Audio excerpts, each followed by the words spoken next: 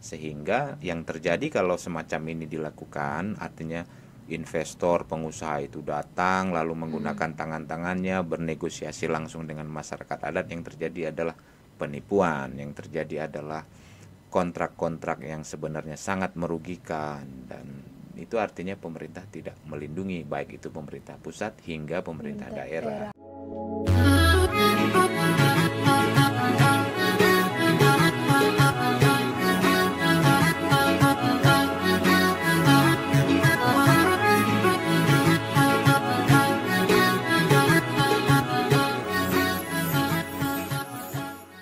Halo, assalamualaikum warahmatullahi wabarakatuh, dan salam sejahtera untuk kita semua. Kita ketemu lagi nih bersama saya Karisa Saru selaku host podcast Obrolin, ngobrol bareng Unamin. Nah, kita ketemu lagi nih di segmen yang sangat spesial, di mana segmen ini kita mengundang banyak orang yang sangat informatif dan pastinya inspiratif. Nah, kali ini kita membahas isu yang sangat penting terkait isu agraria dan konflik-konflik agraria nih.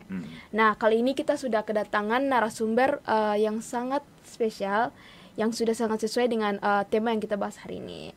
Langsung saja kita sambut. Halo Bang Iwan. Halo, selamat malam. Apa kabar? Kabar baik. Oke Bang, mungkin Abang bisa perkenalkan diri nih ke Sobat Onamin yang lagi nonton. Siapa tahu Sobat Onamin belum ada yang tahu Bang Iwan.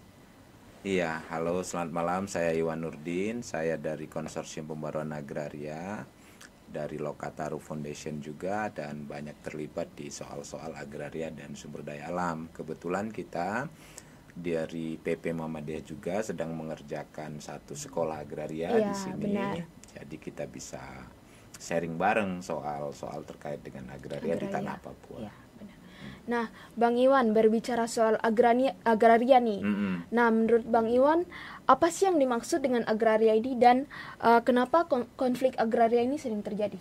Sebenarnya kalau kita bicara agraria itu, banyak orang akan bilang tanah gitu ya, tanah. Tapi sebenarnya agraria itu sesuai konstitusi kita itu adalah bumi, air, kekayaan alam, dan ruang angkasa yang harus dipergunakan sebesar-besarnya untuk kemakmuran rakyat. Jadi kalau bicara agraria itu sebenarnya hampir seluruh yang disebut dengan wilayah Indonesia itu dinamakan agraria. Karena buminya artinya tanahnya, air artinya perairannya, kemudian ruang angkasa artinya ya udara, dan apa yang disebut dengan ruang angkasa mungkin tempat-tempat satelit ditempatkan, kemudian juga gelombang-gelombang elektromagnetik dan digital begitu. Jadi semua kita ini ya hidup dalam ruang lingkup agraria. Gitu. Nah, yang jadi masalah, kenapa tadi Lista nanya soal konflik agraria kok tambah naik ini ya, korbannya tambah banyak, khususnya yang di tanah Papua ya. Papua sendiri. Jadi memang karena tanah Papua itu menjadi incaran. Tanah-tanahnya itu penuh dengan sumber daya alam. Tanah hutannya itu penuh dengan kayu, kekayaan alam lainnya yang banyak sekali orang berminat, tapi mereka melakukan cara-cara dan perbuatan yang melanggar hukum. Akhirnya yang dirugikan adalah masyarakat Papua, masyarakat adat Papua, karena korporasi yang datang baik secara ilegal, banyaknya juga gitu ya, karena merampas tanah, maupun yang secara legal menggunakan cara-cara yang tidak baik. Dan akhirnya masyarakat melawan, dimanapun ketidakadilan pasti akan menimbulkan reaksi. Reaksi itu menimbulkan lagi ada polisi atau tentara diturunkan, lalu terjadi lagi konflik, lalu ada korban jiwa, lalu ada orang ditangkap, dan seterusnya dan seterusnya. Jadi konflik agraria itu bayangkan, karena soal itu tiba-tiba ada polisi datang, ada tentara datang gitu ya, kemudian rakyat berdemo, lalu tiba-tiba yang ditangkap, ada yang kena peluru dan lain sebagainya. Jadi dimensinya sangat panjang. Kenapa meningkat di tanah Papua? Ya karena tadi ternyata kekayaan alamnya banyak diperuntukkan untuk orang-orang di luar Papua, korporat-korporat yang datang, tanpa ada upaya yang sungguh-sungguh masyarakat adat dilindungi terlebih dahulu, atau masyarakat adatnya dijadikan sebagai subjek pembangunan agar dia tambah sejahtera kalau investor itu datang. Tapi kenyataannya kan tidak. Nah, jadi Muhammadiyah sendiri kemudian merasa sebagai lembaga yang harus terlibat di dalam urusan-urusan semacam itu melakukan sekolah agraria agar ya kita mengajak agar hukum berubah, perilaku berubah, kemudian masyarakat juga mampu melakukan pembelaan terhadap hak-haknya begitu.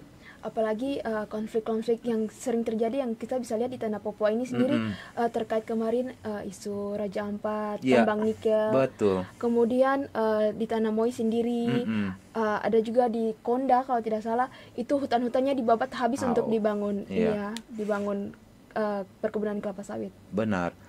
Nah, itulah kejadian-kejadian yang sebenarnya pernah terjadi di Kalimantan, pernah terjadi di Sumatera. Kenapa tiba-tiba harus berpindah dan terjadi di sini? Bukan di pemerintah melakukan upaya evaluasi di tempat-tempat sebelumnya telah menimbulkan masalah, kenapa dipindahkan ke sini gitu kan? Harusnya kan dihentikan cara-cara semacam itu. Bahkan untuk urusan-urusan yang sepertinya wisata pun itu bisa membuat masyarakat itu kehilangan tanah-tanahnya gitu. Jadi ini harus dibenahi. Kalau tidak akan banyak mafia tanah nih, dan rakyat yang jadi korban.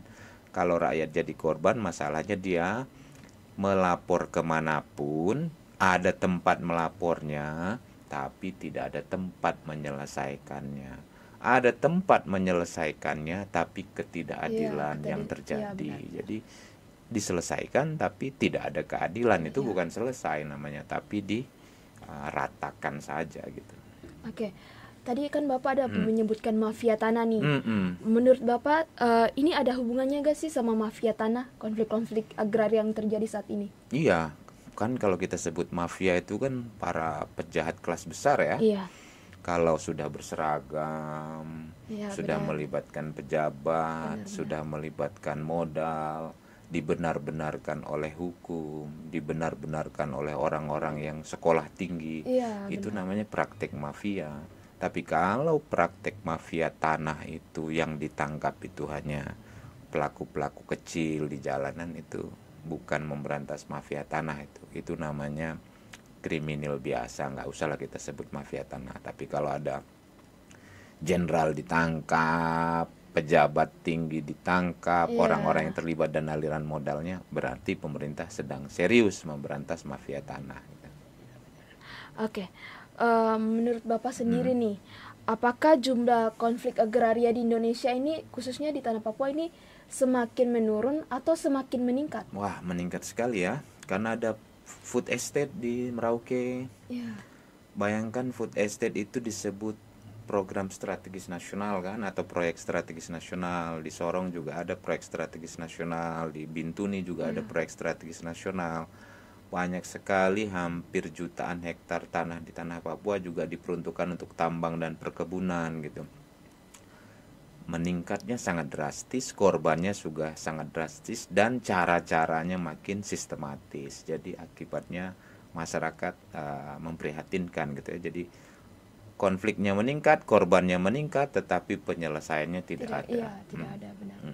Menurut Bapak, apa sih yang melatar belakangi hal itu sampai terjadi? Satu, karena pemerintah lebih mengutamakan investor ketimbang melindungi masyarakat adatnya yang memiliki tanah-tanah dan kekayaan alam. Lalu investor-investor tersebut oleh pemerintah itu diminta bernegosiasi sendiri dengan masyarakat adat. Bukan pemerintah memfasilitasi mereka yang mau datang itu, memastikan tidak melanggar hak-hak rakyat, memastikan agar supaya kalau mereka datang, kesejahteraannya betul-betul diperuntukkan oleh si masyarakat adat. Sehingga yang terjadi kalau semacam ini dilakukan, artinya investor, pengusaha itu datang lalu menggunakan tangan-tangannya bernegosiasi langsung dengan masyarakat adat, yang terjadi adalah penipuan, yang terjadi adalah kontrak-kontrak yang sebenarnya sangat merugikan. Dan itu artinya pemerintah tidak melindungi, baik itu pemerintah pusat hingga pemerintah daerah gitu ya. Menurut Bapak nih, bagaimana apakah peran pemerintah daerah dan pusat ini sudah sangat baik atau tidak dalam konflik agraria yang terjadi saat ini? Seharusnya sangat baik harusnya ya, kalau kita bicara perannya pemerintah harusnya baik untuk bisa menyelesaikan. Tapi akan jauh lebih baik jika mencegah agar konflik itu tidak Iya. terjadi. Tapi kalau yang dilakukan pemerintah hari ini baik di pusat sampai di daerah itu sangat tidak baik, karena mereka membuat konflik itu terjadi, tidak mau menyelesaikannya sehingga masyarakat makin miskin. Jadi pertanyaannya, pemerintah sudah sangat baik belum? Pemerintah belum bekerja sama sekali Iya, untuk menyelesaikan benar-benar. problem-problem agraria Saya juga kita. melihat itu ya. Iya. Ah, kenapa kita ngobrol begini di kampus? Supaya kampus semakin sadar bahwa ada Iya. tugas mahasiswanya, tugas pendidiknya, tugas yang mulia, yaitu memberi kesadaran soal-soal ini, begitu. Benar-benar. Nah, terkait konflik-konflik tadi nih, Mm-mm. menurut Bapak apa sih dampaknya bagi masyarakat masyarakat adat ini sendiri? Konflik agraria itu menyebabkan begini ya. Wilayah agraria masyarakat adat di Papua itu adalah sumber kehidupan dan identitasnya. Hutan misalnya itu tempat makanannya, dia itu adalah supermarketnya. Tempat obat-obatan, itu Iya. artinya itu adalah rumah sakit dan apoteknya. Tempat pengetahuan, karena di sana ada banyak sekali pengetahuan tentang masyarakatnya, di mana tempat air bersih, di mana tempat mendapatkan makanan dan batas-batas wilayahnya. Kemudian di sana juga adalah tempat ritual-ritualnya. Artinya seluruh identitas itu terhubung langsung dengan apa yang disebut dengan masyarakat adat.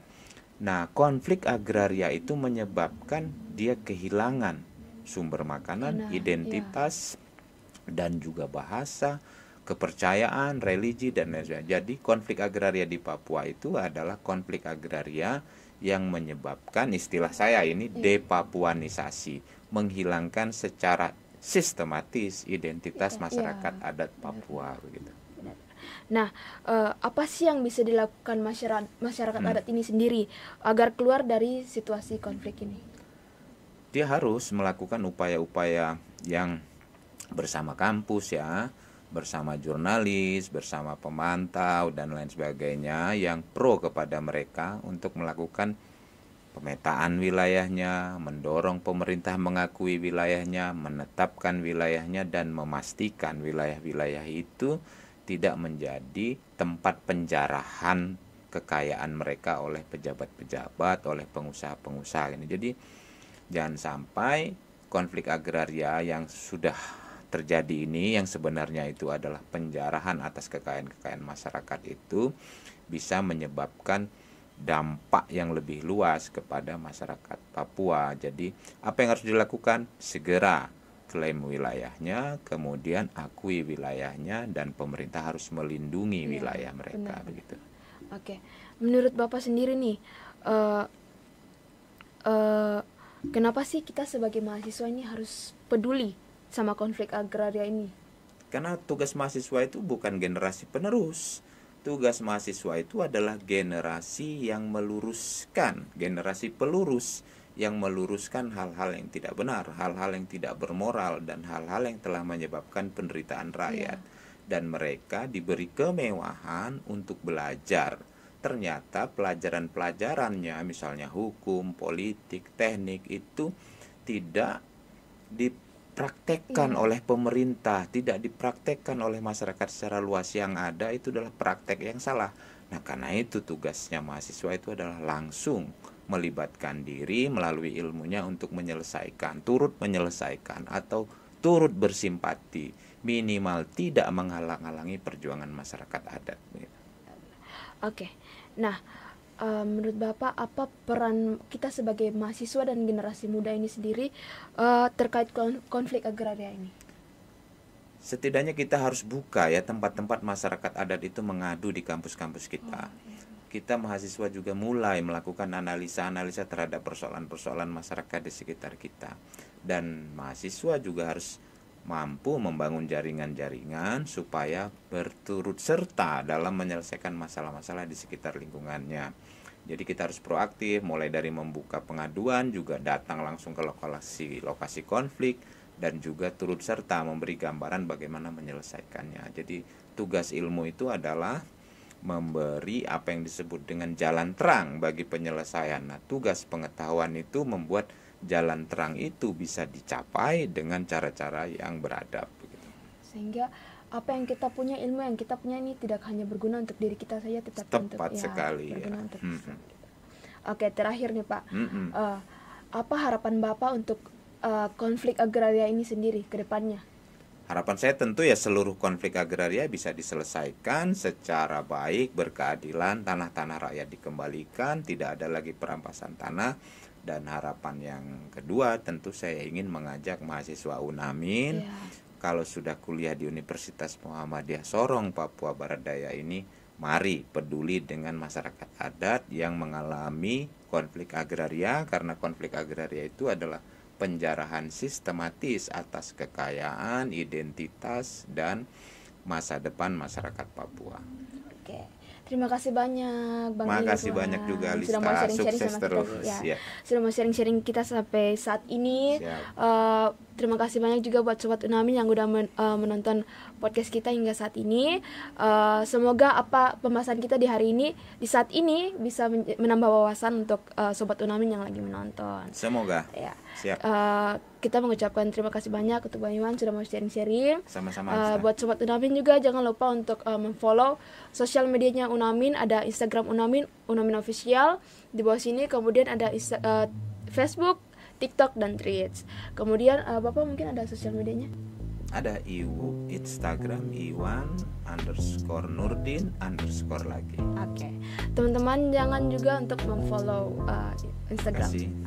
Jangan lupa teman-teman untuk like, comment, share, and subscribe. Dan jangan lupa nyalain lonceng notifikasinya biar gak ketinggalan episode-episode menarik berikutnya. Sekian dari kami. Saya Kalisa Saru pamit undur diri. Wassalamualaikum warahmatullahi wabarakatuh. Waalaikumsalam.